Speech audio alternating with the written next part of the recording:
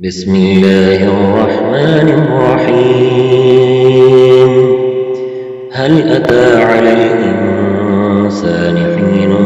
من الدهر لم يكن شيئا مذكورا إنا خلقنا الإنسان من نطفة أمشاج نبتليه فجعلناه سميعا بصيرا إنا هديناه السبيل إما شاكرا وإما كفورا إنا أعتدنا للكافرين سلاسل وأغلالا وسعيرا إن الأبرار يشربون من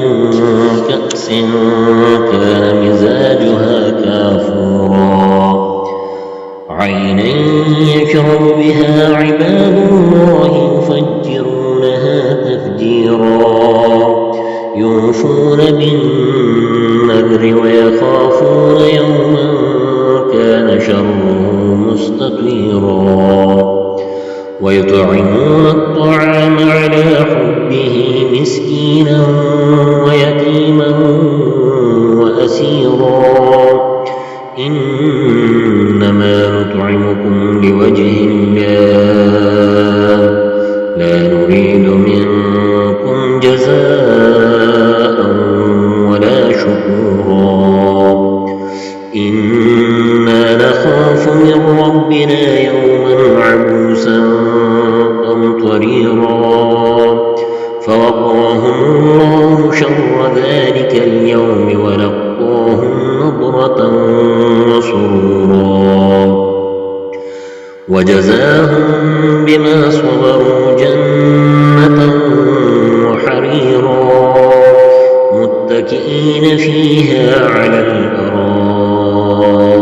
لا يرون فيها شمسا ولا زمهريرا ودانية عليهم ظلالها وذللت قطوفها تظليلا ويطاف عليهم بآنية من فضة وأكواب كانت قوارير من فضة قدروها تقديرا ويسقون فيها كأسا كان مزاجها زنجبيلا عينا فيها تسمى سلسبيلا ويطوف عليهم ولدان مخلدون إذا رأيتهم حسبتهم لؤلؤا منثورا وإذا رأيت ثم رأيت نعيما وملكا كبيرا